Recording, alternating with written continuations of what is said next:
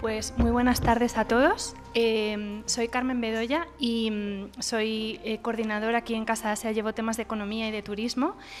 Y bueno, desde Casa Asia creo que casi todos nos conocéis. Somos una institución pública, un consorcio formado por el Ministerio de Asuntos Exteriores, la Generalitat de Cataluña, el Gobierno del Ayuntamiento de Madrid y el Ayuntamiento de Barcelona, y nos dedicamos pues a difundir un poco la cultura asiática en todas sus vertientes, que es una labor de mucho lucimiento personal y muy grande. Hoy estamos aquí con Luigi Gatti, que es escritor, viajero y un gran conocedor y apasionado de cultura de Japón. Como él es el que nos va a contar todo lo interesante, yo te paso directamente la palabra, Luigi, y cuando tú quieras. Muchas gracias. Camino tanto que no puedo estar sentado, lo siento. Prefiero estar en pie. Gracias por estar aquí y gracias a Carmen con la paciencia, ¿no? Con la pandemia hemos decidido hacerlo en enero, luego en febrero. Al final hemos llegado hoy. Y gracias por estar aquí. En un minuto vamos a empezar.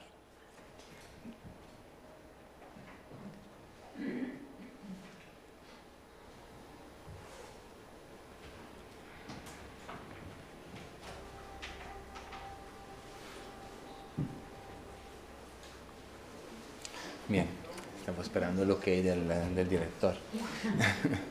Me llamo Luigi Gatti, vivo en Bergamo, no sé si conocéis Bergamo, una ciudad en el norte de Italia, abajo de las prealpes oróbicas, y ahí desde pequeño he empezado mi primera pasión, la de caminar. Ahí empecé a caminar para mis montes y con el tiempo he decidido ir al extranjero. Y mi segunda pasión ha sido España. He empezado a venir en España, en vuestro país, y a caminar, y conoceréis seguramente el Camino de Santiago. Ahí empecé a enamorarme de esta forma diferente de vacaciones, una forma completamente diferente. De ahí he ido en Sudamérica a caminar en Patagonia y en la India y en Japón. Otra pasión es Japón. He trabajado 5 años en una empresa japonesa cerca de Kioto. Y al final de la relación con la empresa japonesa he decidido tomarme un añito sabático. En octubre serán 8 porque no puedo parar, no sé por qué. No, la verdad es que he cambiado completamente. Después de 5 años con la empresa japonesa no acabó muy bien y entonces se me rompió la espalda, el L5S1. Y en una empresa japonesa no puedes quedarte sin ir al trabajo para mucho tiempo. Así que después de 6 meses no tenía trabajo. Y he decidido ir a caminar por el mundo. He venido en España como voluntario en el Camino de Santiago, para quien lo conoce, a Ontanas y a Hornillos. Y de ahí un amigo japonés que se ha ido a vivir en Shikoku me ha dicho: ¿por qué no vienes en Shikoku? ¿Por qué no vienes en Japón?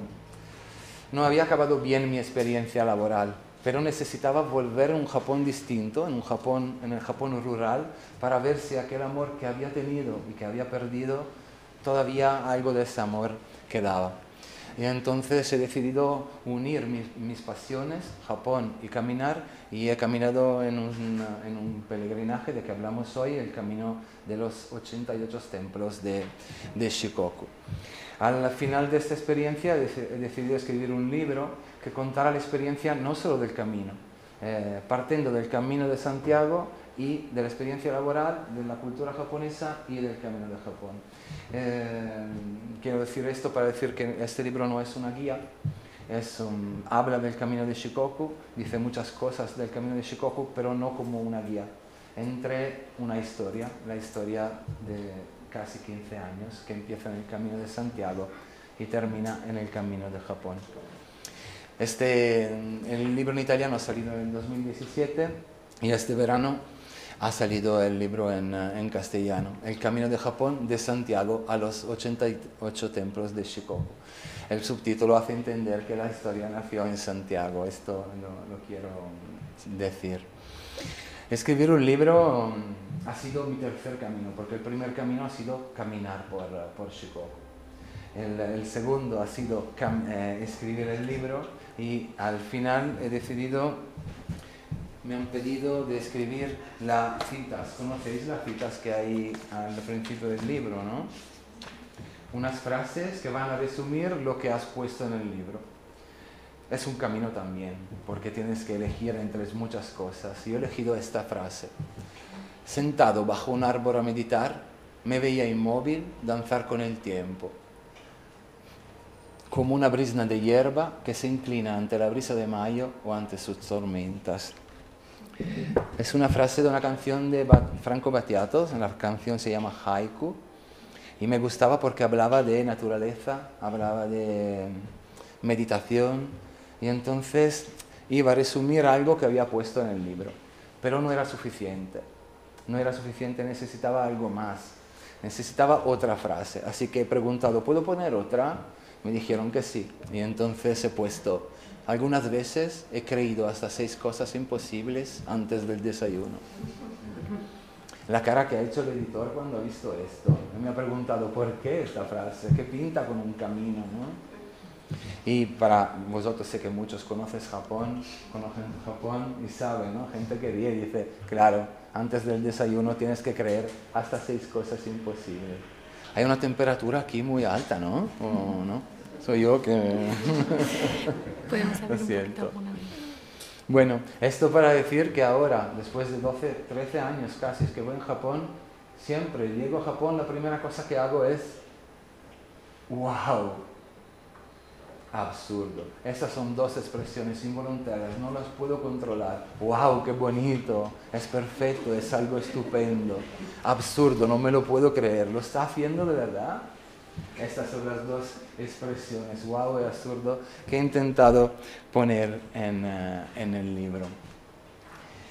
Y quiero contar un poco de cómo he llegado a Japón, porque yo no he tenido nunca no me llamaba Japón, no sabía nada, sabía dónde estaba, pero poco más.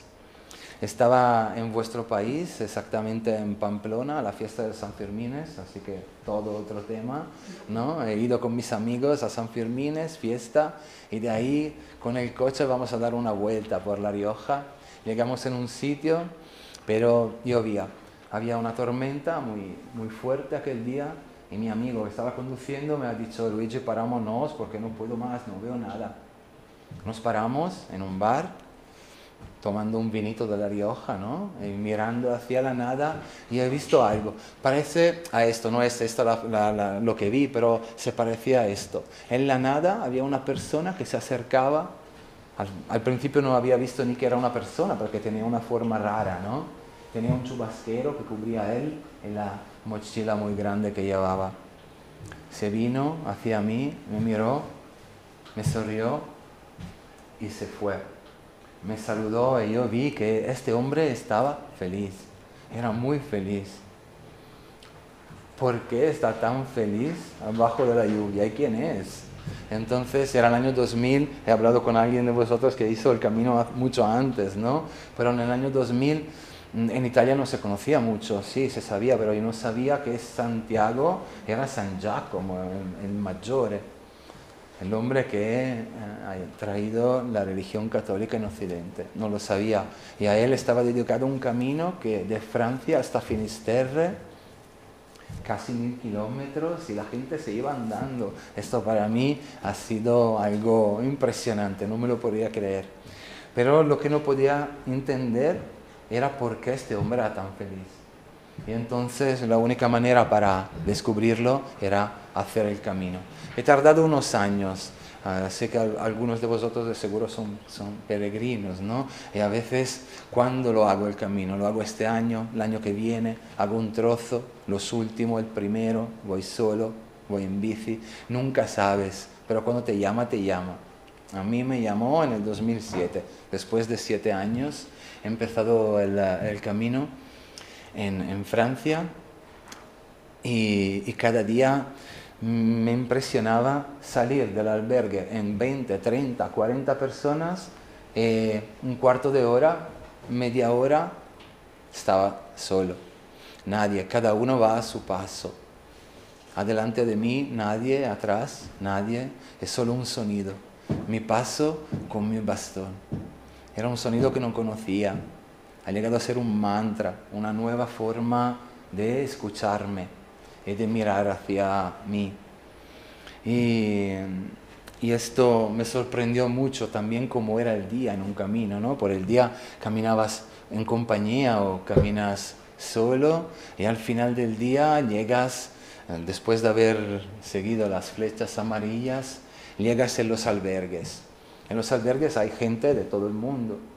Hay gente que viene de cualquier parte del mundo y la cosa más bonita para mí era ver las varias tipologías de los peregrinos, ¿no? Que hemos hablado antes. Sí, comentaba, es muy gracioso porque yo he estado leyendo el libro y, bueno, al principio pues comenta eso cuando llega al albergue, que se entretiene haciendo como grupos entre las tipologías diferentes de peregrinos, ¿no? Está el organizador que planifica todo lo que van a hacer el día siguiente, que choca con el repetidor porque ya ha hecho el camino otras veces y entonces le dice, no, esto mejor hagámoslo de esta manera, o enseña fotos y hace un poco, quita el efecto sorpresa que tiene el camino, enseña fotos o cuenta cosas que van a pasar o locales que van a visitar.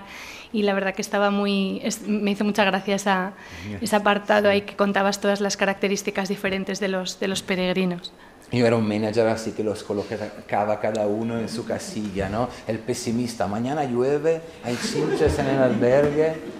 Y el deportista también, ¿no? Hoy he caminado 8 horas 42 minutos y he hecho 25 kilómetros, he sudado 2 camisas como yo ahora, ¿no? Eso era el deportista. Y luego estaba el italiano, que era el que cocinaba para todos y decía, es una pasta buenísima, ¿quién se apunta en el albergue? La carbonara de mi abuela, la carbonara de mi abuela.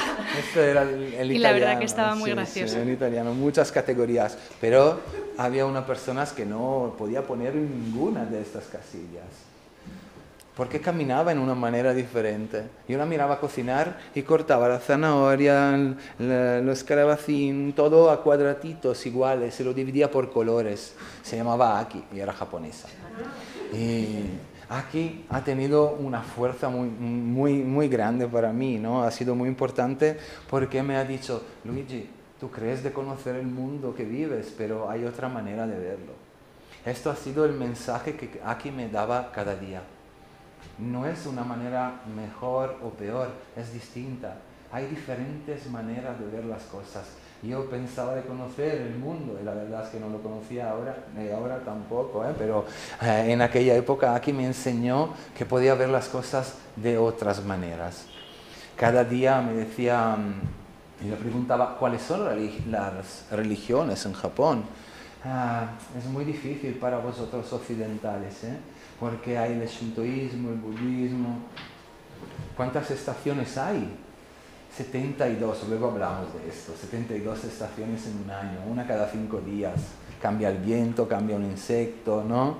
Es muy difícil para vosotros, tenía razón, era difícil. Y luego nada es como absoluto, es decir, puedes ser sintoísta y budista a la vez, puedes nacer y celebrar tu nacimiento con un rito sintoísta, casarte por un rito católico y hacer una boda en una iglesia y luego un entierro budista, por ejemplo. Ellos no ven que sea contradictorio pertenecer a varias religiones a la vez.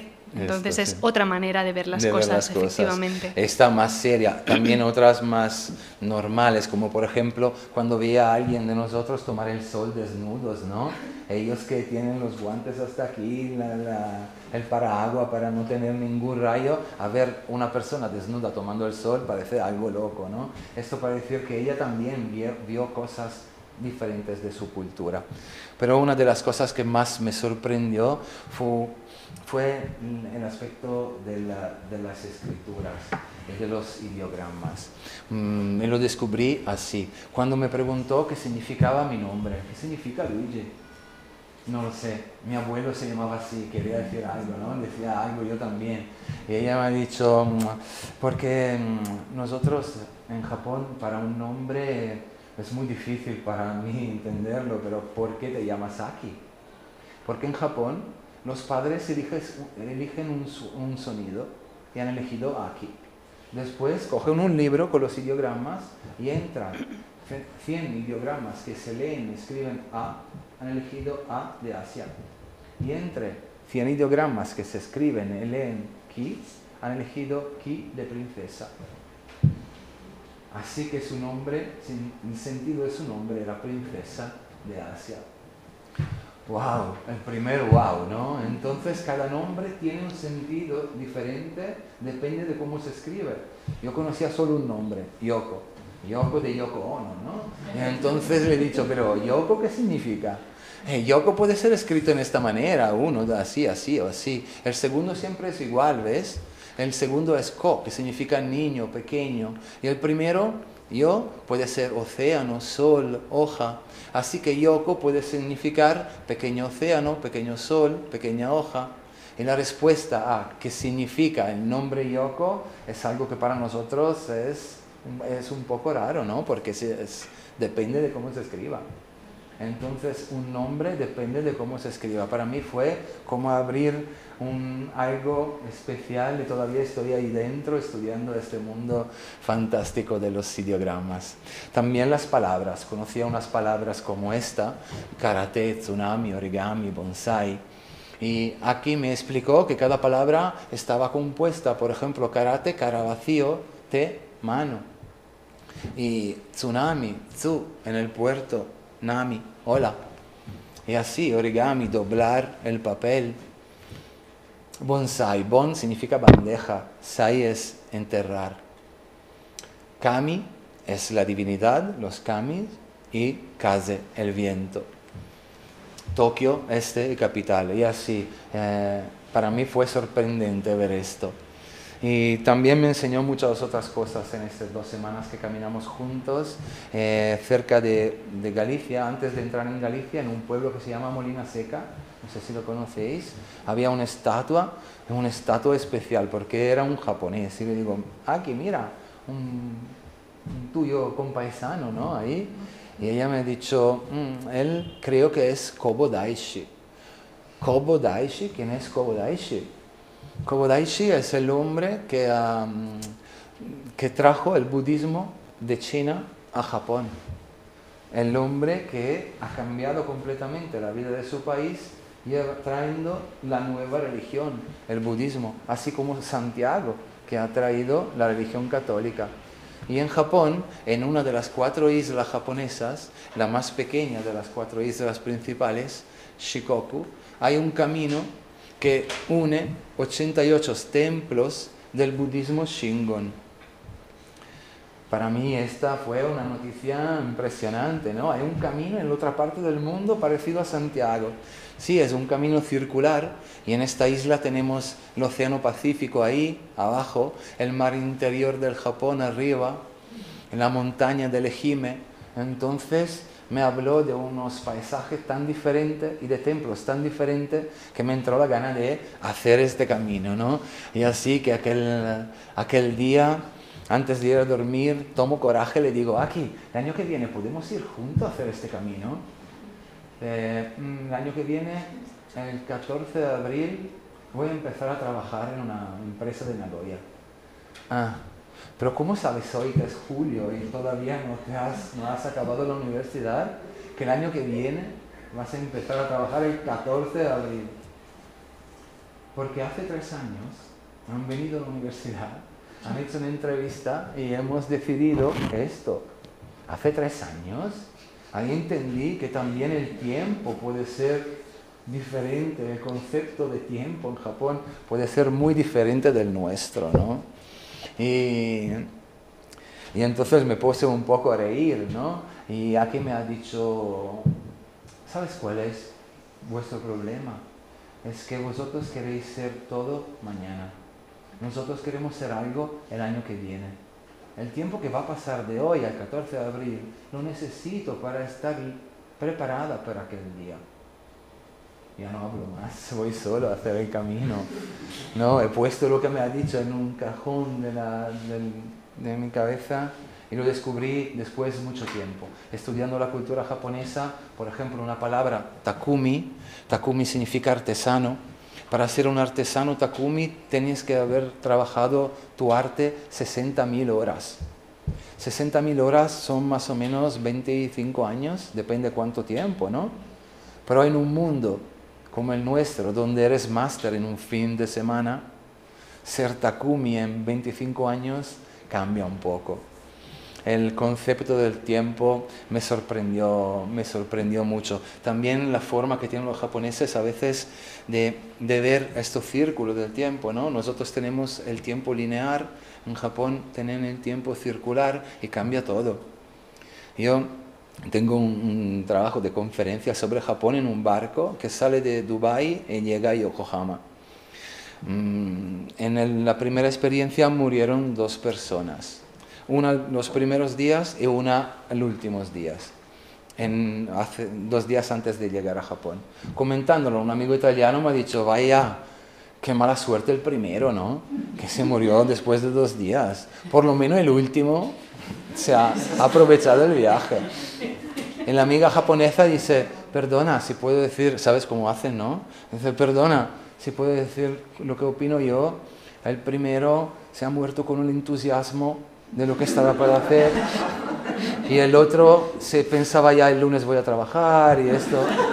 Y entonces sabes lo que se llevan en el otro círculo. Ah, vale, ¿ves? Todo es distinto, ¿no? Hay varias maneras de ver las cosas. Sí, todo es distinto. De hecho, pues hasta en la literatura o en el cine, que supongo que muchos de vosotros conocéis, cuando uno se aproxima, por ejemplo, a la literatura japonesa, la primera vez cuesta un poco porque el libro no termina. Normalmente no hay un principio, desenlace y final, sino que no va así. Cuentan cosas, pero no hay un desenlace y un final como tal, como suele ocurrir en la literatura occidental. Entonces al principio cuesta un poco porque es ¿y ahora qué va a pasar? Y no, se acaba ahí y ahí se acaba y no es necesario que haya un final como nosotros entendemos, ¿no? El final a veces falta, como por ejemplo en la historia que estoy contando, aquel día voy a dormir y digo mañana la voy a convencer, por lo menos una semana, ¿no? De vacaciones podrá tomarla, ¿no? Una semanita, mañana se lo voy a decir. Pero creo que ella también hacía lo de los grupos de peregrinos, yo era el italiano de vacaciones. Y entonces el día siguiente me levanto y aquí no está, aquí se ha ido. Aquí ya se ha levantado muy pronto y se ha ido. Y me ha dejado un origami, que por suerte, bueno, lo he encontrado, ¿no? Es un poco más, después de mucho tiempo, está aquí. Y nada, todavía no conocía un aspecto de la cultura japonesa que a veces no tienes el final, ¿no? Se llama ghosting. Si ellos deciden que han elegido lo que tienen que hacer, ni te lo explican, ¿no? Lo hacen. Y luego ya tú lo vas a entender. ¿Cuándo? No es su problema. No es su problema. Porque si yo te digo, mira, es que yo opino, y tú, y que vamos, ¿no? Vamos adelante 1 mes, 2 meses ahí a intentarlo otra vez. No. Yo he decidido lo que quiero hacer, tú lo vas a entender cuando lo vas a entender. Así que, como en la literatura, no tienes un final, ¿no? Sí, las cosas tienen que fluir y fluyen como fluyen. No les gusta enfrentarse, ni tener que discutir, ni negociar en ese sentido. Fluyen y se dejan llevar, ¿no? Para nosotros no es fácil, de verdad. A veces entenderlo. Para nosotros occidentales no es fácil entender esto. Pero nada, he vuelto a casa con mi origami. Aquí yo creo que me ha puesto la dirección de donde quiere verme otra vez, ¿no? me he puesto a estudiar japonés con un padre como el mío de Bérgamo, de una ciudad de montaña, que me veía escribir estos dibujitos diciendo, estudia inglés, que eso no sirve para nada, que es un juego, ¿no? Y así que no. Bueno, después de un par de años me quedo sin trabajo, estoy buscando trabajo, voy y encuentro ¿cómo se llama? Un cartel con, sí, con una propuesta de trabajo. Y era bonito porque ponía un ingeniero experto en láser con un inglés prácticamente perfecto. No tenía ni una de las 3. Pero aquí abajo ponía 3 meses de curso de formación en Kioto. Y digo, vale, no soy ingeniero, pero tengo 12 años de experiencia como manager. El inglés lo he estudiado con un curso full immersion, tenía 1 mes de tiempo, lo intentamos. De láser, nada. Pero nada, después de 1 mes llega el presidente en Milán para hacer la entrevista. Bien, yo estaba ahí haciendo todos mis discursos en inglés y él me dice, good morning. Los japoneses no hablan inglés, lo hablan muy mal, ¿no? Y entonces había tirado el dinero de un curso de inglés, pero empecé a hablar con él y nos entendemos, y voy a contar esto para que entendáis a veces lo que es importante para un japonés. Él me preguntó, ¿por qué te gustan tanto los ideogramas? Y había puesto que me gustaban los ideogramas. Y entonces yo le dije, no es fácil para vosotros asiáticos, no, se lo he dicho, pero me gusta decirle algo así, ¿no? Porque tenía ahí todavía, le he dicho, hacia aquí, princesa, cara, vacío, te, mano.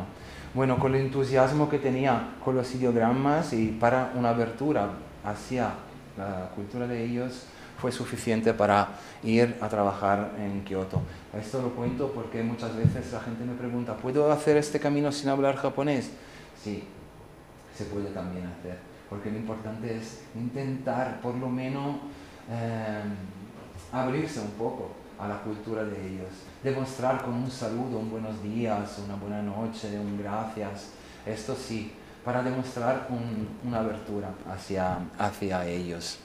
Me fui a trabajar en Kioto y descubrí un país muy, muy interesante en todos los aspectos. Por ejemplo, la latitud, ¿no? Que se va de 24 a 46. Esto yo no lo sabía.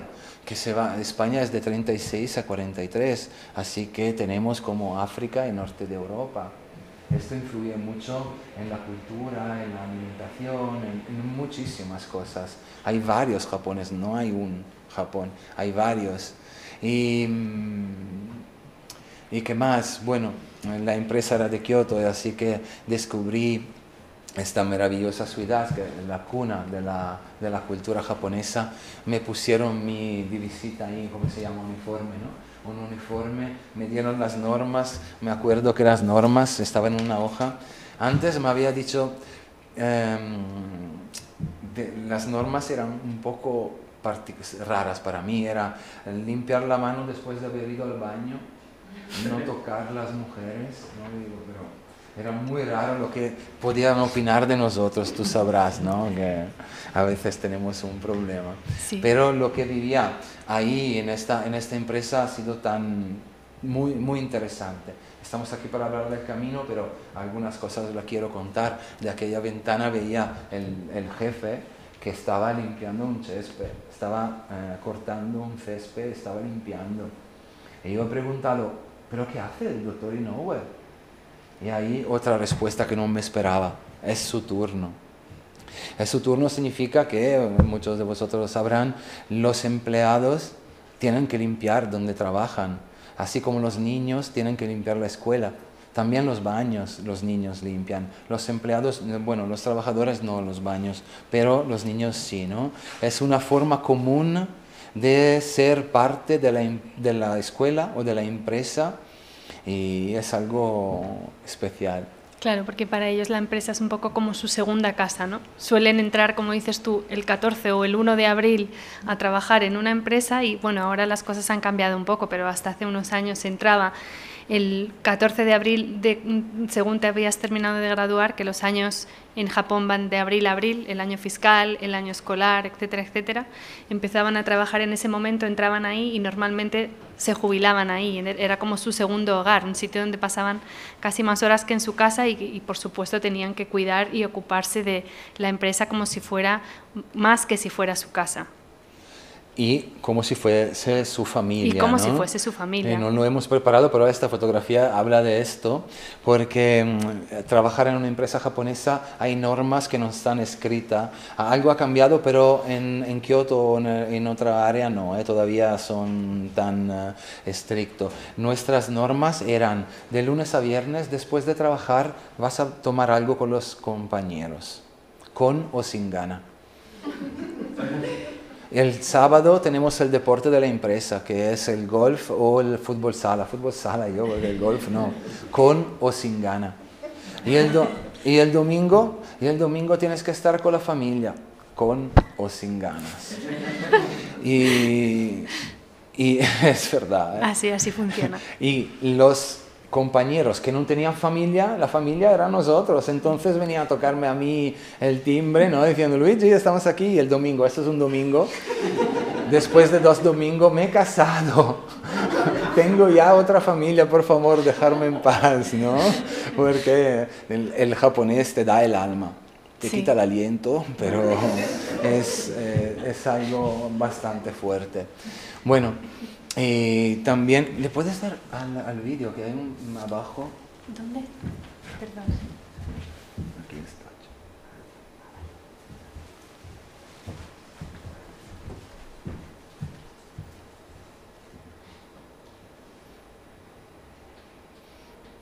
Hay audio, ¿eh? Sí, hay audio, pero no se oye porque no hay audio. En un tren no hay audio, no se escucha nada, no hay ningún ruido. No se puede utilizar el móvil, no se puede hablar pero así, ¿no? Como para no molestar a los demás. Y también la tecla del móvil tiene que estar silenciada porque el pim, pim, pim fastidia mucho.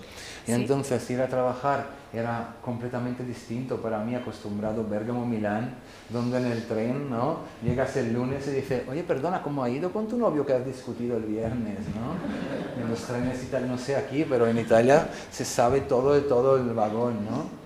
El vagón es muy importante en Japón porque habéis visto el revisador, ¿no? Que ha saludado el vagón, está saludando el vagón. La forma se ha doblado saludando el vagón. Esto se ve mucho en Japón. Los trabajadores saludan el sitio donde trabajan, se van al baño, por ejemplo, vuelven, saludan y vuelven a trabajar. Bueno, también caminar en una ciudad como Kioto es una experiencia que algunos de vosotros veo que han hecho, es una experiencia especial, sobre todo a esta hora del día que es el atardecer, donde caminas y no sabes en qué siglos estás, ¿no? Si estás en un pasado más o menos remoto o en un futuro más o menos próximo, estás ahí en una mezcla de...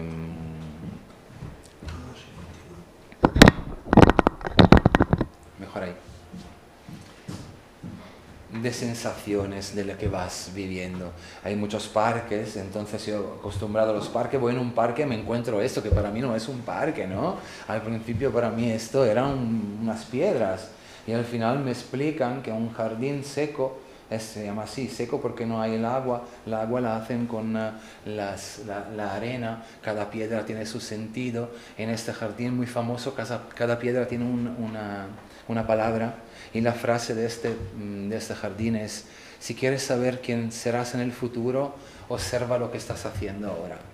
Es una máxima del budismo Shingon y traducido es, no te quejes, que lo que estás haciendo muchas veces es tu culpa. Y si quieres cambiar algo, tienes que cambiar a partir de hoy algo en tu vida para que pueda cambiar algo en futuro.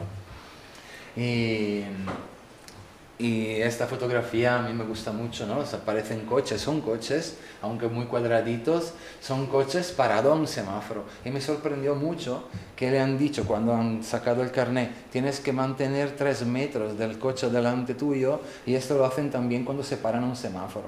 Y entonces a los semáforos se forman colas muy grandes, porque no se acercan, ¿no?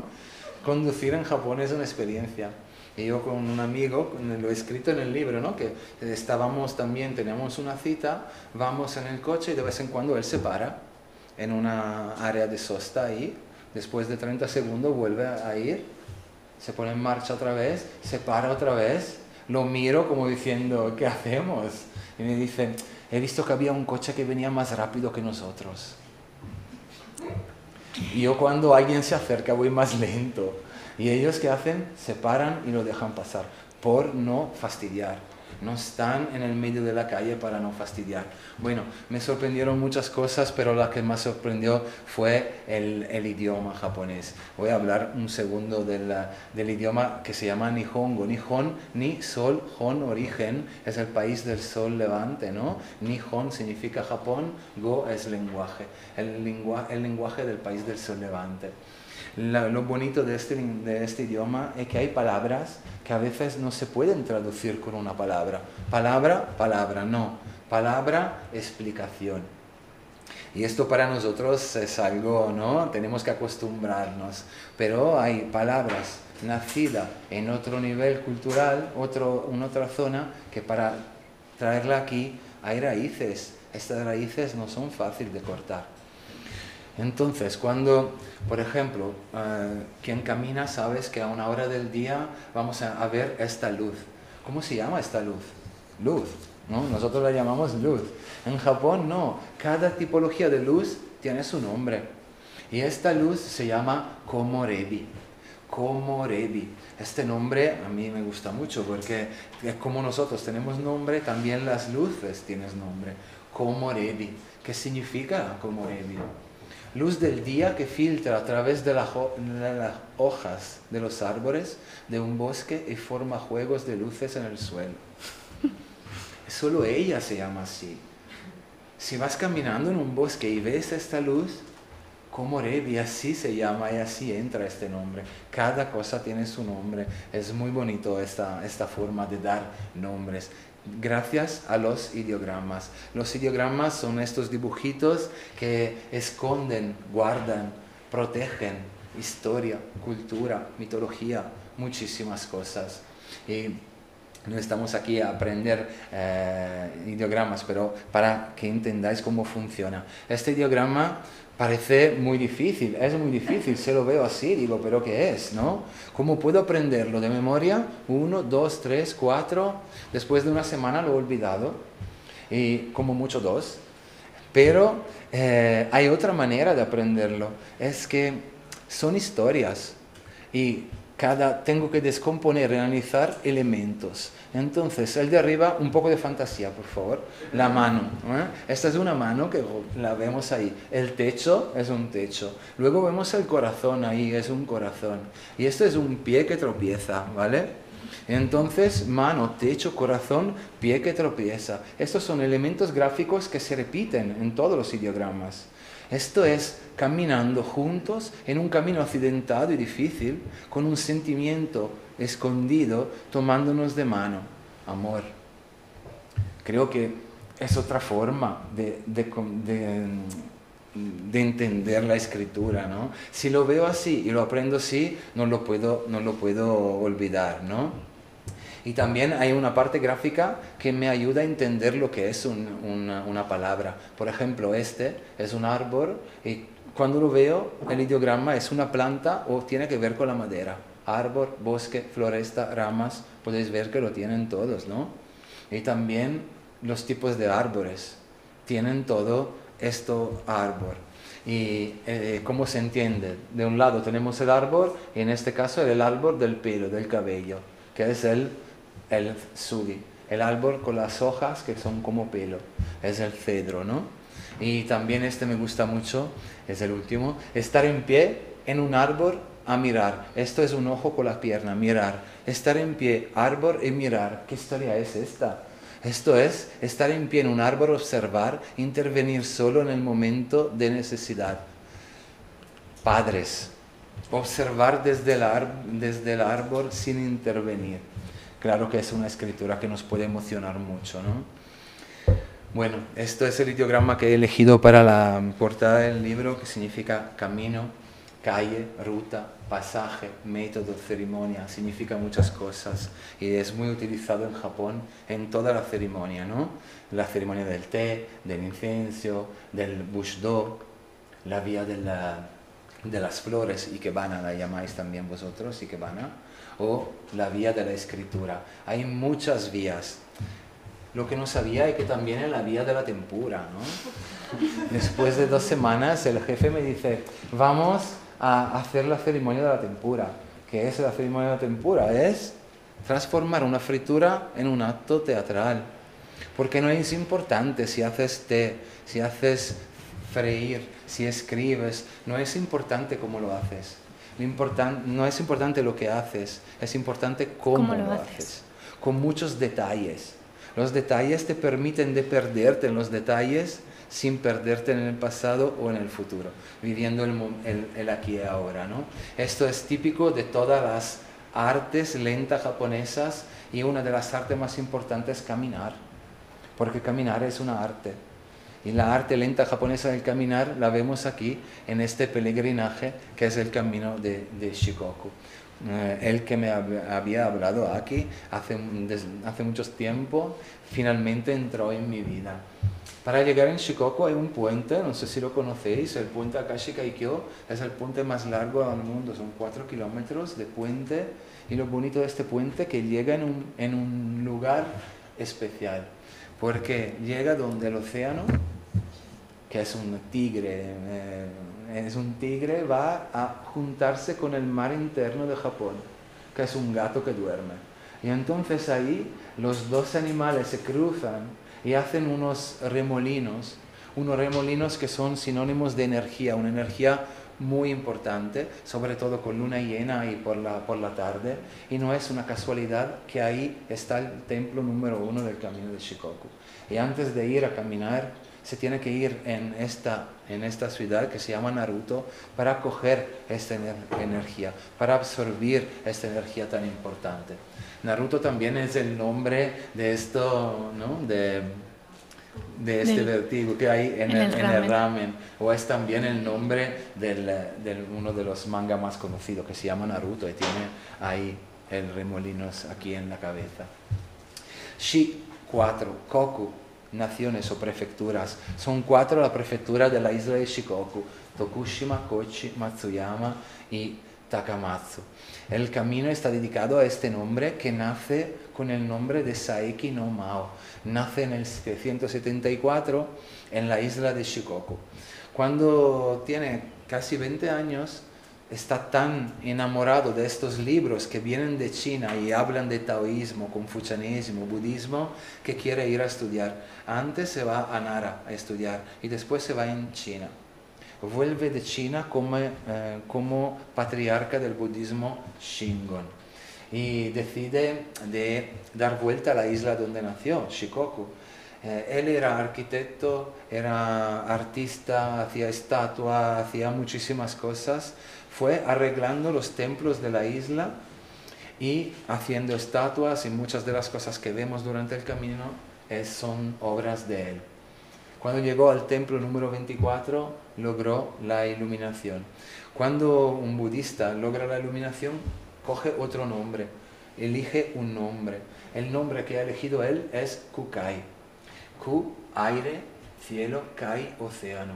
El punto donde el cielo y el mar se fusionan. Así que Saeki no Mao lo podéis conocer también como Kukai. Es otro nombre que ha elegido él. Kukai es también un punto muy importante en el arte japonesa. Hay un artista que se llama Sugimoto que hace estas obras donde hay muchísimas de estas fotografías donde hay el punto de encuentro entre el cielo y el mar. Bueno, Kukai da la vuelta a la isla, arregla los templos, al final, cuando ha acabado la isla, decide de irse en un monte, en el monte Koya. El monte Koya está cerca de Osaka. Ahí crea la primera escuela del budismo Shingon. Shingon significa mantra, mantra, palabra verdadera, ¿no? Mantra significa palabra verdadera. Es un budismo parecido al budismo tibetano.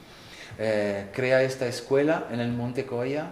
En el 835 muere, pero antes de morir dice: yo quiero estar aquí, en este monte sagrado.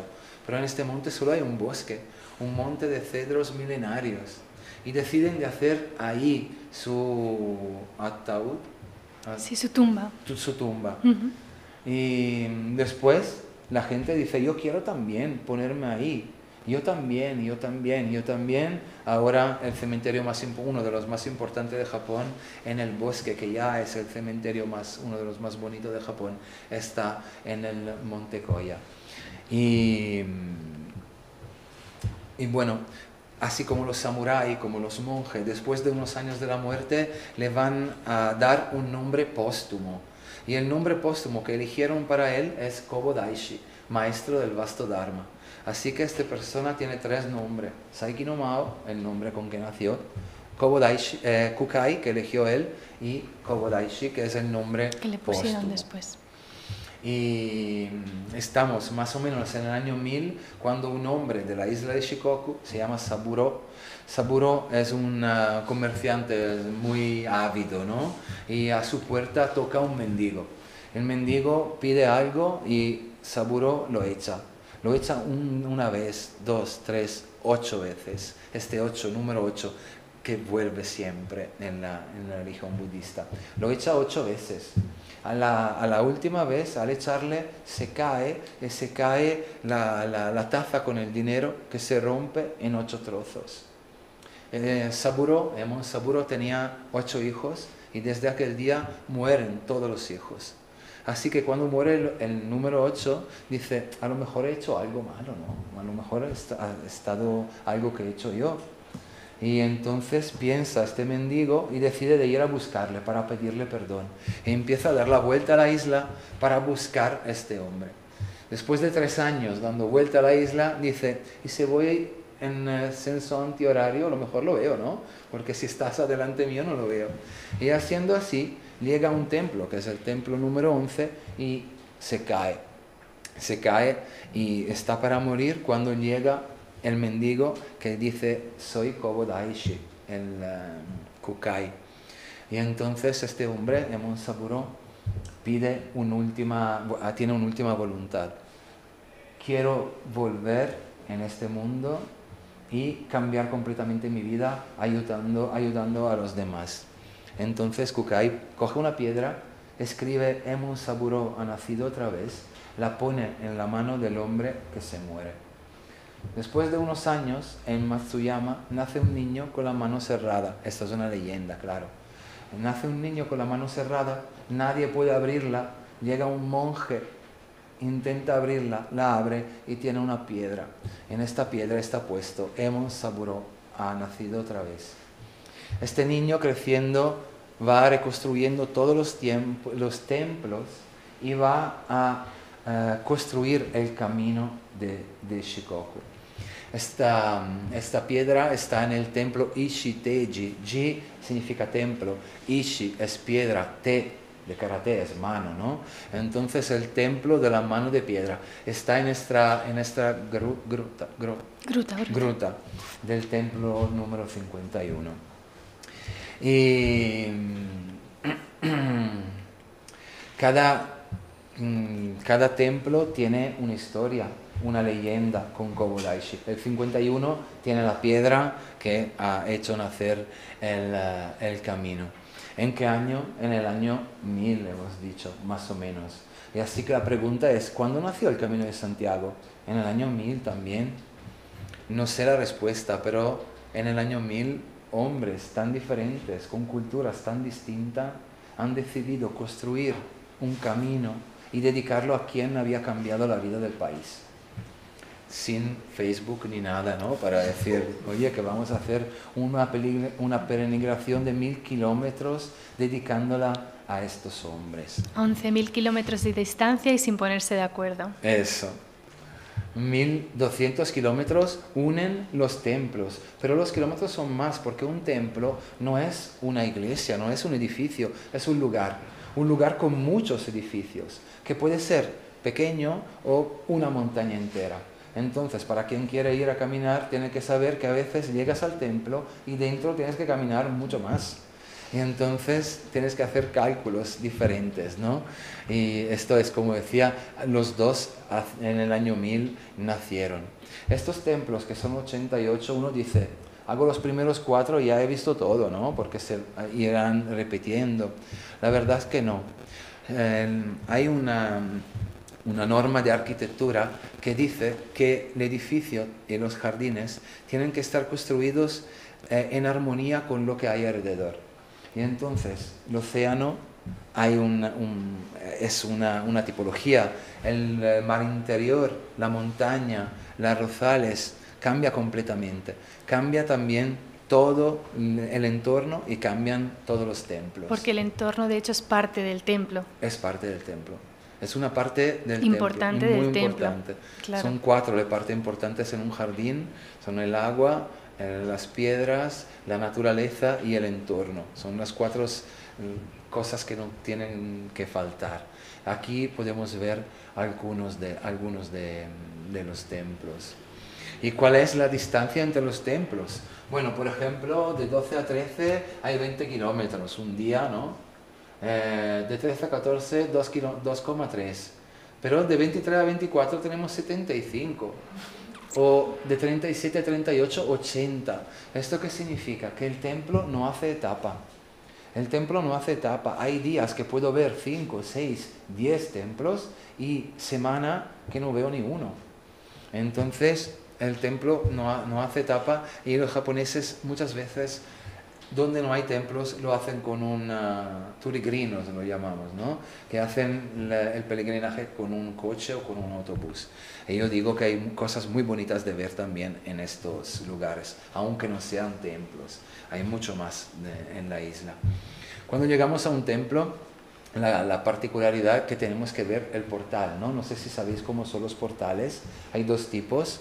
El portal budista, que se llama Mon, el portal shintoísta, que se llama Tori. Tori, pájaro, y estar. ¿Dónde estaban los pájaros? Porque se parece, ¿no? a dónde estaban los pájaros. Ahí el gallo cantó 3 veces el nombre de Amaterasu. ¿Os acuerda algo? El budismo tiene el portal que se llama Mon. El Mon es otro tipo de estructura. Tiene 2 estatuas al lado derecho e izquierdo. He visto que esta estatua se llama estatua Nyo en el budismo Shingon. Una se llama A-gyo y la otra Un-gyo. A-gyo hace A con la boca, que es la primera letra del alfabeto sánscrito. La segunda estatua hace Un con la boca, que es la última. Entonces, A y Un son el principio y el final, el nacimiento y la muerte de todas las cosas. Se supone que cuando nacimos decimos A y cuando morimos decimos Un. Esto es el todo, toda la creación. Estos dos sonidos juntos forman otro sonido que es Om. Esto para hablar de estas dos estatuas. ¿Por qué? Porque en nuestra cultura yo he visto esta imagen, he visto un alfa y un omega. Alfa y omega. Y Juan llamaba a Cristo, yo soy el alfa y el omega. Es una definición de Jesús. Esto para mí es un paralelismo muy importante, ¿no? Que hay muchísimos paralelismos. Podríamos hablar solo de estos. Por ejemplo, Kobodaishi ha logrado la iluminación a 33 años. Ellos rezan con unos mantras como Om Mani Padme Hum, un Ave María en latín. Con los instrumentos de hoy hemos visto que tienen la misma frecuencia. Ahí he entendido porque cuando estoy en el camino y escucho a los japoneses con los mantras, me acuerdo de mi abuela. Porque el sonido es lo mismo, la frecuencia que da es la misma. Al final no somos tan distintos. Porque la finalidad del mantra siempre es como la del rosario, que también al final es un mantra, ¿no? Que es un poco evadirse, un poco desconectar de todo y conectar con uno mismo al final, ¿no? Con el respiro del principio hasta y tienen el final. También las bolitas, tienen igual. Sí. Mismo sistema. Cuando entramos en un templo, ¿no? Vamos a pasar el portal y a veces hay una escalera como esta y yo digo, tengo que ir ¿dónde? ¿No? Tengo que ir al primer lugar. El primer lugar es, pasando por jardines, el área de la limpieza. Ahí tengo que limpiarme una mano, la otra, la boca, escupir, y solo entonces puedo moverme en el templo. Y voy a buscar el campanario. Voy a buscar el campanario porque tengo que decir, he llegado. Entonces en un gradón como esto, vas ahí, subes, das un golpe y te paras escuchando el sonido que viaja. Pero viaja en la campaña, en el océano, en el mar interior, depende de dónde estás. Y ahí te tienes que parar hasta que el sonido, y a veces tarda mucho tiempo, no se pare definitivamente. Es una forma de decir, Luigi, cálmate, vas a entrar en un sitio sagrado. Pues me gusta decir esto porque he visto extranjeros haciendo este camino. Es un camino de fe, es un camino religioso, lo podemos hacer, pero tenemos que respetar como Japón, tenemos que ir en punta de pie cuando entramos en un templo tenemos que entrar en punta de pie. Hemos dado nuestro golpe, nos paramos, es como si una calma nos llegara y ahí podemos ir a buscar el Haiden, que es la zona de donde se reza. Pero no se entra, nos quedamos fuera, porque es una religión esotérica, esos dentro, y solo quien la conoce, quien la estudia puede entrar, y entonces nos quedamos fuera. De ahí, después de un Ave María en latín o en italiano o lo que sea, podemos ir a buscar en la cuarta zona, que es el templo de Kobodaishi. Estas 4 partes hay en cada templo. Y después de tanta religiosidad y de tanta tranquilidad, tengo que ir a buscar ese, ¿no? Esto es un contraste típico japonés. Y después de todo esto voy a buscar el manga, ¿no? Que me dice, aquí se hace el timbre en la credencial. El sellito, ¿no? Para poder sellito, decir que has estado en ese sellito, templo. Sí. Conocéis las credenciales, ¿no? La credencial, esta es la credencial está ahí, pero también está aquí. La credencial del Camino de Santiago. En cada albergue donde vas te van a poner un sello, ¿no? De que has dormido. Y cada sello te lo hacen gratis, ¿no? ¿Por qué digo esto? Porque también en Japón tienen una credencial que es esta. Se llama no kyocho. La primera cosa más difícil es abrirla, porque se abre al revés, ¿no? Lo que para nosotros es la portada, para ellos es la última. La portada es esta, Kobodaishi, y luego tenemos 90 páginas. Al principio una es blanca y la otra lleva un dibujo del templo número 4, 5, 6, cada templo tiene su dibujito. Esta es blanca. ¿Por qué? Porque una persona con un pincel como este nos va a regalar una caricia de 10 segundos, así me gusta llamarla, porque tú te pasas ahí, a lo mejor tienes un poco de prisa, ¿no? Y él coge la tinta, la hace con agua la tinta, no es que la tiene hecha, la hace con una piedra, con el agua, y se pone haciendo el ideograma del templo, el ideograma antiguo. Así que cada página es un ideograma diferente, un ideograma antiguo. Cada ideograma vale 3 euros.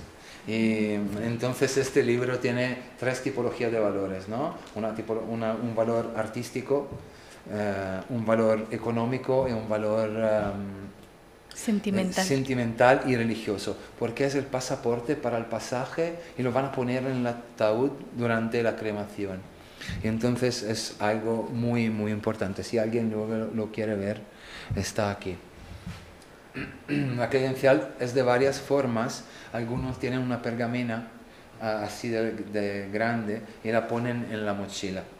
Cuando llegan, la sacan, le hacen el kanji con la tinta y ellos tienen secador de pelo para secar estas tintas. Imaginar si antes de vosotros hay un autobús con 40 japoneses, y ahí tenéis que esperar mucho. Tienes que esperar un poco. Bueno, ¿dónde se compran estas cosas? Se compran al templo número 1 y si no lo habéis hecho hoy, tienen mi libro allá. Tienen el libro en italiano y en español. Y bueno, y también hay una serie de cosas que son el gorro típico de los peregrinos, el bastón, esto se llama wagesa, que se pone de esta manera. Me la vendieron así, así la pones, pero cuando vas al baño la tienes que quitar, ¿vale? Esto lo pones, pero cuando comes mejor que te lo quites. Y el bastón, cuando pasas el puente, no puedes dar al puente, porque bajo el puente duerme Kobodaishi. He cogido todo, lo he puesto en la mochila porque he entendido que para utilizar esto lo tienes que saber utilizar. Cada uno está libre de utilizarlo, ¿no? He visto holandeses con todo blanco ahí. Creo que este camino merece un poco de respeto en este sentido, y cuando llegas en unos templos y ves los peregrinos como estos, que son peregrinos fieles budistas, te das cuenta que con esto no pintas muy bien. Es importante por una cosa ponerlo, para distinguirte de un turista normal. Distinguirse de un turista normal es importante por una característica de este camino que se llama Osettai. Yo no la conocía, estaba caminando mi primer día, una señora mayor vino y me dio una manzana. Me dijo Osettai. Manzana no se llama así. Después de un poco tiempo otra señora me dio un agua, otro un dinero, 1000 yen, que valen 8 euros. Bueno, esto porque la gente ayuda a los peregrinos que caminan. Ayudan con comida, bebida, dinero o a veces todo lo que pueden regalarte. Es una cosa única, no sé cuánto va a durar, cuánta gente va a estar en este camino, pero hasta ahora existe, es muy bonito. Es una forma de intercesión, ¿se dice? De interacción, ¿no? De intercesión en italiano. Cuando te piden de rezar para ellos. Sí, de intercedir Sí. por alguien. Y tú para hacerlo, ¿qué tienes que hacer? Coges lo que te han dado, no lo puedes rechazar nunca, lo tienes que tener, y cuando llegas al templo siguiente tienes que coger un folleto que se llama Osame Fuda, poner tu nombre y quemarlo, rezando para la persona que te ha regalado esto. Y estos folletos Osame Fuda, el mío era blanco porque era mi primer camino, de 1 a 4, de 5 a 7 y así hasta este color, que significa que has caminado 100 veces el camino. Caminar 100 veces significa vivir en el camino. Y hay gente, japoneses, que lo hacen. Viven el camino esperando el pasaje. Durante el camino de Santiago, durante los caminos, habéis visto estos, ¿no? Que no me acuerdo cómo se llaman en castellano. Son las piedras una sobre la otra. También es el símbolo del camino de Shikoku. Esto se llama Gorinto. Go, 5, Rin, anillos, To, torre. Las torres de los 5 anillos. Y cada anillo tiene una conexión: tierra, agua, fuego, aire, energía. Agua y tierra, que son la esfera y el cubo, es la vida natural, nuestra vida que conocemos. La pirámide nos acerca hacia algo más. La media luna recoge el agua que viene desde arriba. Y entonces cada una de estos anillos tiene su sentido y también tiene una letra que no es japonés, es sánscrito. Son las vocales sánscritas y la más importante es la de arriba, que es la A. La A, que también está puesta en esta bolsita que sirve para tener la credencial y otras cosas durante el camino. Las flechas son así, no son amarillas, son rojas, y hay el dibujito del peregrino con el gorrito, el rojo ahí. O puede ser blanco, y podéis ver el ideograma que hemos visto antes, ¿no? El ideograma de viaje, ceremonia, que está ahí. Y también podemos ver que ahí el camino se puede hacer en senso horario o antihorario, 67 de un lado, 68, 69 del otro. Esto significa que lo puedo hacer en un lado o en el otro, depende en qué años estamos. Porque en el año bisiesto se tendría que hacer en antihorario.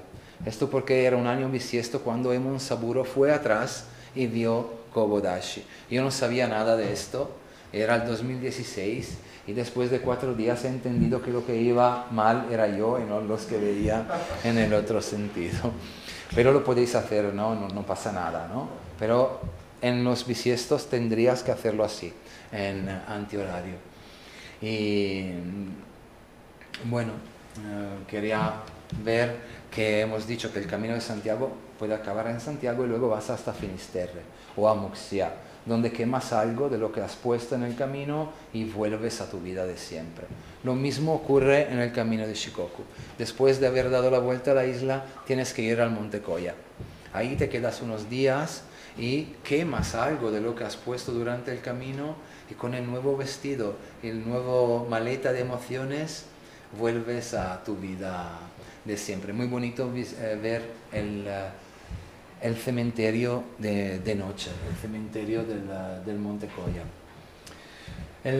Ambos caminos son terapéuticos, no sé si conocéis el Shinrin-yoku, que es la terapia forestal. Caminar hace bien, ¿no? El Shinrin-yoku, ¿cuántos árboles vemos ahí? Ahora que conocemos que son árboles, floresta, ahí el hombre no pasa, bosque, ahí puede pasar. Son 65 los bosques certificados en Japón que los médicos te aconsejan para algunas enfermedades, ¿no? Sobre todo estrés, insomnia. No duermo bien, 4 días con Acer, ¿no? Esto es una terapia forestal que funciona Ahora se mucho. llaman baños de bosque, que es lo que siempre ha sido darse un paseíto por el campo. Ahora se llaman baños de bosque y se supone que es una terapia que viene de Japón y entonces se está poniendo de moda y que es muy curativa y muy sana. Sí, porque es un error de traducción, porque baños de bosque, porque si ves el bosque, los primeros 2 ideogramas es bosque, el último es inmersión. Hay agua ahí dentro, ¿no? Para conocer este ideograma. Entonces, inmersión baños en el bosque, pero es una traducción errónea. Sí. Bueno, voy un poco rápido porque he visto que he tardado un poco para poner, cuando me preguntan cuál es la mejor estación para hacer el camino de Shikoku. ¿Cuántas son las estaciones? ¿No? Hemos dicho, son 72. del calendario japonés, son 72. Una cada 5 días, cambia el viento, cambia un insecto y son 72 periodos diferentes. Hay una aplicación en el móvil, si queréis, se llama 72 Seasons. Yo lo he visto antes de ayer para ver en qué semanas estamos esta semana. Esta se llama, que va del 20 de abril al 4 de mayo, es un intervalo de 3 semanas, se llama lluvia de granos. Es la lluvia que ayuda el grano a empezar a crecer, ¿no? Abril aguas mil, ¿no? Que decimos en España. ¿Cómo? Abril aguas mil, que es vale. para que crezcan. Sobre todo esta semana, 25 de abril, 29 de abril, dicen que el hielo ya no está y el arroz que empieza a crecer. Y bueno, hay también un pescado de esta semana que es la anguilla de arena, no sé si aquí funciona, y también un vegetal. Cada semana tiene su vegetal, su pescado y también una experiencia. La experiencia de esta semana es cómo mantener las flores cortadas frescas por más tiempo. Y te dicen cómo lo tienes que hacer, cortar, ponerlo en el agua, cortar en una manera. Esta semana la dedicamos a esto. Hay muchas flores frescas y tenemos que aprender cómo poderla hacer más. Vale. Pero también las estaciones son 4, que son otoño, verano, invierno y primavera, ¿no? Como aquí. En invierno demasiado frío, en verano demasiado calor, no se puede caminar y también hay tifones, mejor no hacer el camino. Son 2 las que podemos hacer, primavera y otoño. Este es el mismo templo, en primavera a la izquierda y a la derecha el otoño, que es mi estación preferida porque en esta isla hay muchos acer y entonces con la caída de la hoja roja los senderos se transforman en alfombra de colores y nos acompañan para todos los días del camino. Lo único que los días son un poco más cortos en otoño comparado con primavera. Hay fiestas, como en el Camino de Santiago también allá, son un poco diferentes, pero en otoño hay las fiestas del arroz y entonces podemos encontrar mucha fiesta. Y estamos hermanando los caminos de Santiago, en la Vía Francigena en Italia y el Camino de Shikoku. Esta es Molina Seca, que ya tiene mucha historia con Shikoku, y esta es Sarria. En Sarria, que no sé si lo conocéis, está hermanado también con el Camino de Shikoku. Bueno, el último paralelo, y luego dejo un tiempo a las preguntas si tenemos tiempo, es, me gusta hablar del hecho que el camino de Shikoku está dividido en 4 ciudades, en 4 zonas. Entonces, si no tengo el tiempo para hacerlo todo, hay unos japoneses que hacen solo una zona. Acabo una zona y el año que viene hago otra. Para nosotros no es tan fácil, ¿no? Y entonces, a lo mejor, si no tenemos 2 meses, podemos hacer 3 días, 3 días, 3 días y 3 días tocando las 4 zonas. Porque son 4 zonas muy importantes y también la tenemos en el Camino de Santiago. Porque las 4 zonas en el Camino de Santiago son la zona material, los primeros días. ¿De dónde vienes? ¿Cuántos kilómetros hace hoy? ¿No? Y se habla mucho en los primeros días del camino. La segunda es más emocional. Llegamos a una zona mental y la cuarta, que es una zona espiritual. También en el camino de Japón en el camino de Shikoku hay 4 zonas que se llaman dojo. ¿Conocéis esta palabra, dojo? La habéis oído ya, ¿no? Yo la traducía antes de conocer los ideogramas con gimnasio. Para mí dojo era el gimnasio. Pero hay ideogramas, entonces quiero verlos.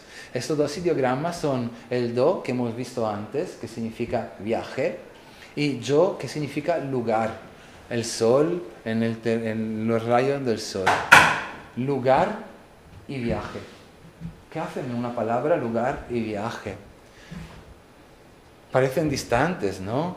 Pero la verdad es que un viaje puede transformarse en un lugar puede transformarse, puede convertirse en un camino de crecimiento. No se tiene que ir a Japón para hacerlo, lo podemos hacer también aquí. Es un camino para habitar. Y esta palabra nació con Buda. Buda logró la iluminación en un dojo. De ahí cogieron esta palabra, la utilizaron los militares, donde se entrenaban los samuráis. Acabaron los samuráis y fue la zona donde se practican las artes marciales. Pero la verdad es que un dojo es donde alguien elige una práctica y sobre todo una práctica acepta al practicante. Esto es muy importante decirlo porque no todo es por todos, ¿no? Y hay muchos dojos. Uno que más me gusta es una celda de una ermita. Y he visto esta ermita en Italia y he visto que ponía que cuando llega un monje, él elige la celda y la celda elige a él. Me gusta ver cómo en estos 2 años hemos pasado mucho tiempo en casa y a veces sí hemos tenido la suerte de no ser tocado, ¿no? por la pandemia, podemos haber experimentado nuestro lugar como un viaje de crecimiento. Aunque solo un día podemos haber hecho algo. Y está llegando, esperamos la hora de volver a transformar nuestro lugar en un viaje, en dojo. Los dojos del camino de Shikoku también son los dojos de un camino de cualquier día. Nuestro camino para el budismo está dividido en 4 zonas. El despertar, la preparación, la iluminación y el nirvana. He intentado traducir estas 4 palabras. Despertar es cuando me gusta algo. Me gusta, no lo sé, el pianoforte, ¿no? Y quiero aprenderlo. Me gusta el piano. Este pasaje parece el más fácil, la verdad es que es más difícil de todos. Pasamos a veces muchos años buscando algo que nos pueda emocionar.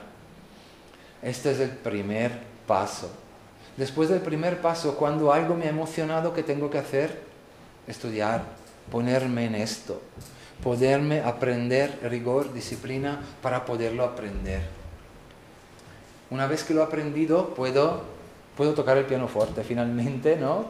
Al final puedo tocar el pianoforte, pero el camino no puede terminar ahí. Hay un paso más que hacer, que es el nirvana. O sea, mientras practico, mientras toco el pianoforte, me emociono, yo por primero, y transmito mi emoción.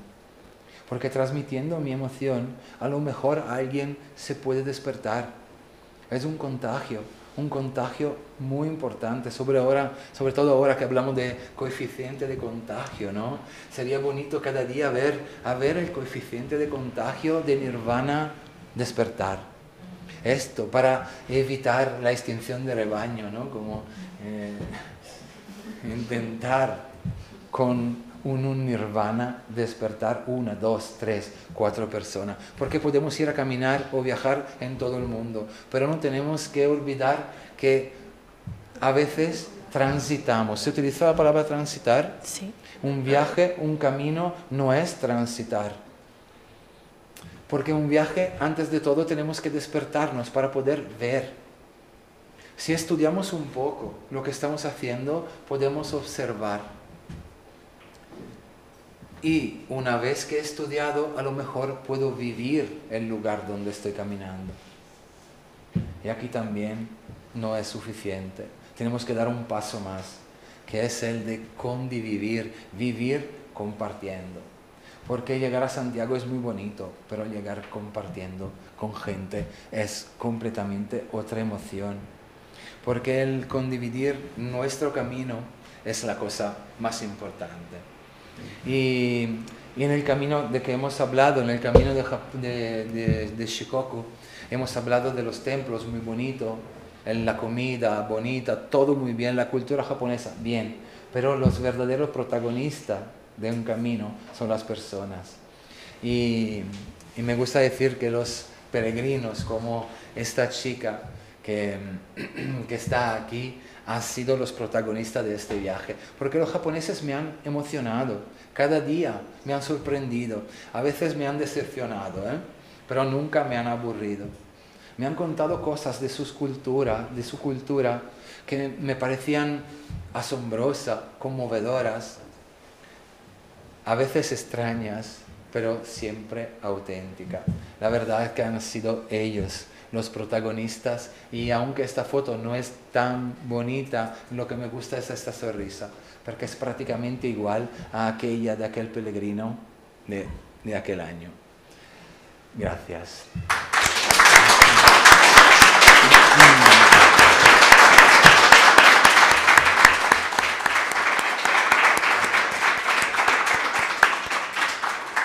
Pues muchísimas gracias, Luigi. Ha sido, vamos, me ha encantado. He disfrutado muchísimo, casi como que se hubiera hecho el viaje yo de los 88 templos. Y no sé si tenemos alguna pregunta, algún comentario, algo que queráis compartir. Hay un micrófono, no sé si levantarme y cogerlo o habláis directamente alzando un poquito la voz. Yo creo que se escucha. ¿Alguien quiere comentar algo, preguntar algo? Bueno, yo mientras os pensáis, voy a preguntar yo, aprovecho yo y le pregunto a Luigi que quería saber un poco de... Has comentado que este monje que inició este lugar de peregrinación en Shikoku, que era de allí, él cuando empezó como arreglando templos, pero empezó arreglando unos templos que ya existían, sí. O sea, ese camino ya existía de antes. Había templos, algunos eran nuevos, otros existían, porque el budismo Shingon no es el primer budismo. Había un budismo anterior, de 200 años anterior a claro. este. Y puede ser también que hubiera cerrado. Templos sintoístas claro. Mucho más antiguos y anteriores a la llegada del budismo, porque imagino que estos lugares de culto muchas veces se construyen en sitios donde ha habido culto anteriormente y son lugares donde hay culto desde hace miles de años. Sí, y te das cuenta porque hay dos portales, el portal es budista y el portal es shintoísta.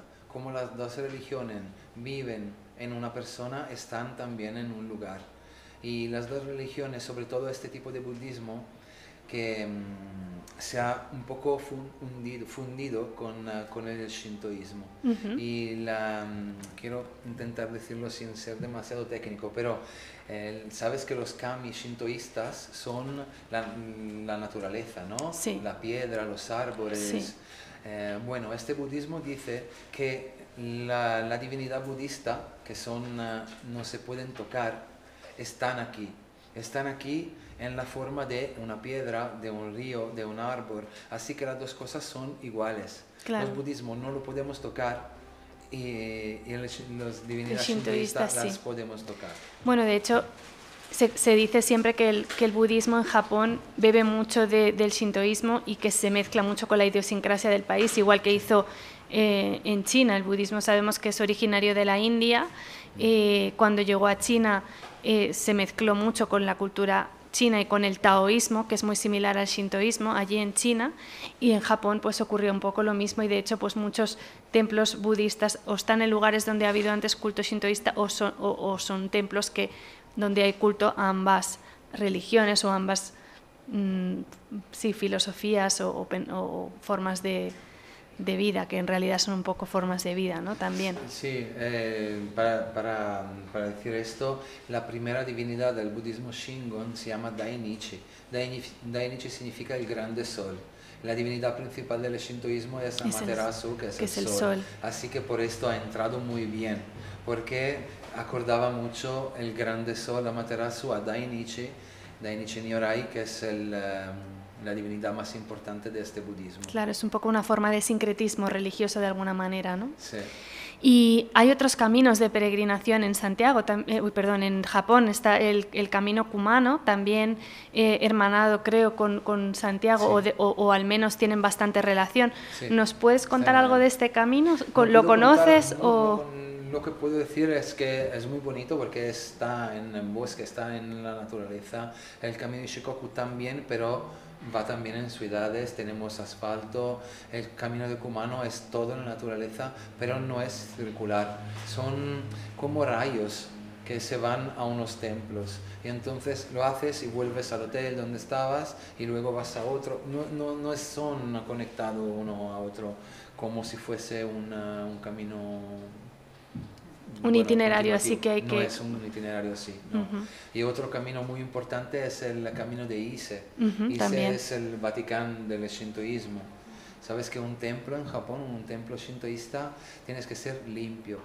Y para ser limpio, cada 20 años se destruye y se reconstruye al lado, igual, cada 20 años. Y cuando se reconstruye el templo de Ise, que está dedicado a Amaterasu, en este año millones de personas viajan de peregrinación a Ise. Y también es muy importante.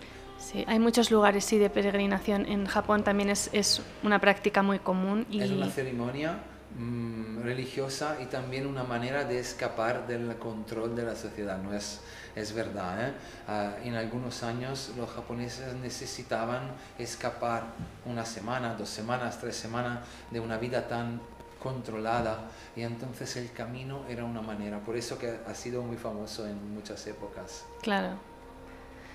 No sé si alguien ha pensado alguna pregunta. ¿Tenéis algo que queráis decir, comentar? Por favor, adelante. Buenas tardes. Gracias por compartir toda esta experiencia. Justamente debido a lo que acabáis de comentar, como los japoneses tienen muy pocas vacaciones y este camino es tan largo, unos 1.200 kilómetros, lo hacen justamente en años, seguidamente, una semana cada año. ¿Cómo es la experiencia? ¿Cómo ha sido la tuya? Al final has hecho esos 2 meses seguidos. ¿Cómo ha sido? Los japoneses tienen muy pocas vacaciones, esto es verdad, ¿no? Porque cuando yo entré en la empresa me preguntaron mis compañeros, ¿cuántos días de vacaciones tienes al mes? Y yo le digo 2,45 más o menos, mi contrato europeo, ¿no? Y él me ha dicho, nosotros 6. ¿6? Sí, 4 domingos y 2 sábados. Y llamar vacaciones sábado y domingo era un poco raro. Ellos tienen una edad en que viajan, que son los 20 años. Bueno, ahora cambia, la mayor edad, que era 20 años, hacen un viaje de los 20 años. Y otro círculo muy importante es el círculo de los 60 años. El círculo más importante dura 60 años. Cuando cumples 60 años, eres un niño, porque vuelve a ser una nueva vida. El color de los niños es el rojo. Y cuando una persona cumple 60 años, pone un gorrito rojo, sí, porque hacen una es celebración. la nueva vida, ¿no? Sí. Y con un nuevo entusiasmo, un cuerpo diferente, pero un entusiasmo igual a cuando tenías 2 años. Esto es un poco, ¿no? Sí, es una cosa muy bonita, un ritual muy bonito que se hace en Japón, que tengo amigos que justo ahora han cumplido 60 años, compañeros de Fundación Japón, que están aquí arriba, que han celebrado este año y nos contaban todo eso y que me parecía precioso, lo de que con 60 años es como volver a nacer, has cerrado un ciclo completo y empiezas uno nuevo. Y entonces es una vuelta a empezar. Es otra estación muy importante que se acaba, ¿no? Y en el camino me ha ocurrido de preguntar, ¿cuántos años tienes? 60. Muchos estaban de este viaje o estaban jubilados. Ahora hay empresas, sobre todo en Tokio, que dan un poco más de vacaciones. Aunque cuando con el último emperador, el nuevo emperador ha dicho, voy a regalar 10 días de vacaciones a todos. Han hecho un se han quedado en casa. Y el 70% de las personas no la querían, ¿no? Y decían, ¿yo qué hago ahí 10 días? ¡Qué locura! Podían ir de camino. No, ellos son muy, ¿no? Cuando también con estas preguntas, ¿no? También, ahora no sé por qué no pintan, pero cuando he preguntado a un amigo que tenía un niño recién nacido, ¿cuántos años tienes tu hijo? Me contestó, 0. tenía razón, porque es cero, pero sí. se queda ahí, no es sí. que te dice, no, tiene 3 meses o 4 meses. Tiene 0 años, ¿no? Si estamos hablando de años, son 0. Si me dices qué edad tiene, te puedo decir que tiene 3 meses, eso para decir eso muy preciso. También sí, no es como en China, que en China ahora no, pero antiguamente no se celebraban los cumpleaños y cada año nuevo chino, o sea, cuando empezaba el año nuevo lunar, todo el mundo cumplía años. Entonces, si tú habías nacido 3 días antes del año lunar, cuando llegaba el año lunar ya tenías un año. Y de hecho nacías con 1 año, porque ellos consideran que los 9 meses de embarazo también es 1 año de vida. Entonces, naces con 1 año y a los 3 días es el nuevo año lunar, tienes 3 días de vida, pero tienes ya 2 años. Entonces, es todo muy complejo. Sí, sí. Pues no sé si hay alguna pregunta más. Bueno, acababa con la respuesta. Sí. Yo tardé 3 meses, pero me quedé como voluntario en un albergue también allá, que ahora es uno de los sitios donde yo no sé si habéis visto, organizo viaje en Shikoku, y bueno, con la pandemia se ha parado esto, pero volveremos a hacerlo también con una agencia de aquí, de Madrid, y ahí lo hacemos con 3 días en cada uno de los lugares de los 4 dojo. Y hay varias maneras de hacerlo, pero a mí me gusta ver la diferente, porque si haces los últimos kilómetros solo ves la parte del mar interior. Es bonito ver la naturaleza cómo cambia, porque el océano cambia completamente la zona subtropical. Claro. En cada una de las 4 prefecturas, ¿no? La zona del mar interior y la zona de la ciudad de Tokushima cambia completamente. Y es bonito ir a ver, aunque cada 3 días tienes que coger un autobús, hacer un trozo en autobús, pero hay varias maneras de hacerlo. La que yo aconsejo es de ir solo a hacerlo todo, pero claro, el tiempo se necesita, es mucho. Una pregunta. ¿Lo has hecho entero caminando? Lo he hecho entero. Bueno, la historia es que la primera vez que fui, estaba trabajando en Japón, he hecho una parte y no sabía que había estos tifones durante el verano. Y cuando ocurre un tifón no puedes elegir tú lo que haces, ¿no? Y entonces me prelevaron por la mañana, a las 8 tienes que estar ahí, me llevaron en un hotel y me tuve que quedar allá 1 semana. Entonces luego volví y este trozo lo había ya hecho, entonces salí de ahí. Al final, ahora, con los viajes que hago, voy siempre en los mismos sitios. Voy en la zona... La verdad es que es todo muy interesante, pero hay zonas más... Es que había leído, yo he hecho una parte nada más. Ah, ¿cuál? Pues empecé por el templo número 1. Tokushima. He hecho toda esa zona y me queda uno de Kochi. Ah, vale. Ahí decidí que tenía que volver y quiero retomar los 800 kilómetros que me faltan. Ajá.